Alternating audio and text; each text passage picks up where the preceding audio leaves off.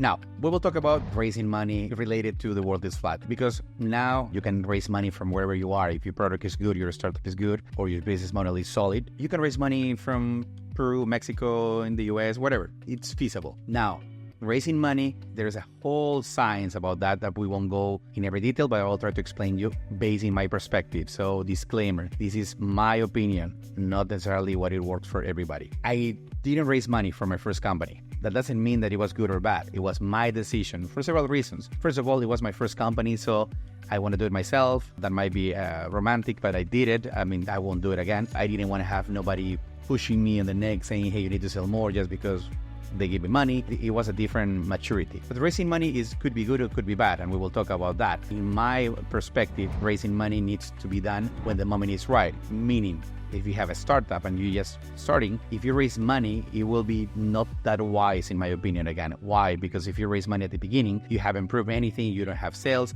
you might have a great idea or a great solution for a problem with a great addressable market and blah, blah, blah. But that doesn't mean that you haven't, the risk is too high, let's put it that way. So if you have that, whoever gives you money, or if I'm investing on that, I will ask you for a lot of conditions or a lot of equity. So that means that from the beginning, you're losing equity. Why would you like to do that? Now, if we're talking about raising money, perhaps when you already have sales, small amount of sales, it's a different way, because you find a problem, you have a solution, you have a market, and you're doing some sales. That might be good, but that doesn't mean that it's the best moment to raise money. I think the best time to raise money is when you already have your metrics really clear. You have your CAC, your LTV, you know, your ICP. You have all these concepts really well done, and you know exactly that with the money that you're doing, you're able to scale.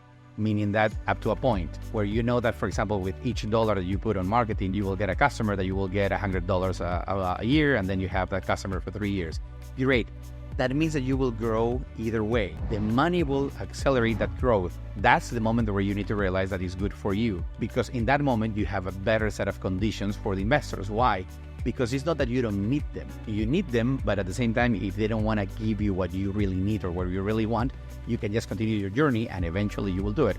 Or, in my perspective, you can approach different avenues. You can get loans with private lenders, you can get loans from the bank or your friends, or finance in a different way. But if you have an investor in front of you, you have a better chances. So the later that you are in the journey of maturity, the better it's for you. That's kind of like my perspective on raising money. Again, if I have to do Tecton again, my first consultancy company, I might raise money not at the beginning, perhaps at the middle of the journey, so I can scale globally faster, which took me like 5 years. Perhaps I can do it in 1. But I already have everything proved, and I know I can do it. In fact, now that I have a boring holding, which is my own company builder, I'm raising money for different purposes.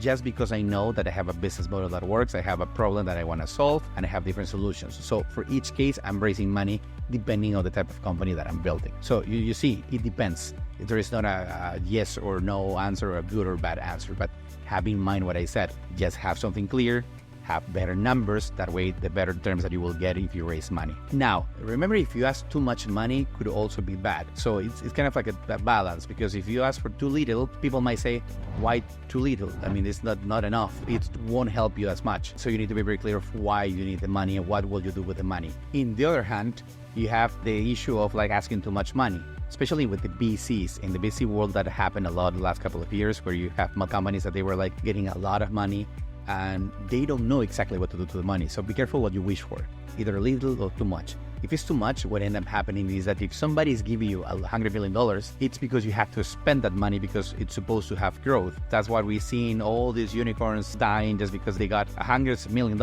and they start spending, because the purpose of raising money is to spend it. The question is, are you spending in the right way? That's why when you get 70, 100 or $1 million and you don't know what to do, what ends up happening? You start acquiring companies just because of the sake of showing that you're using the money. That doesn't mean that it's good, especially if you don't know how to integrate companies, or if you just bought a company because you thought it was good. So be careful with the money management. It's a whole different process, and we can discuss that more in a different chapter. Just be careful with that.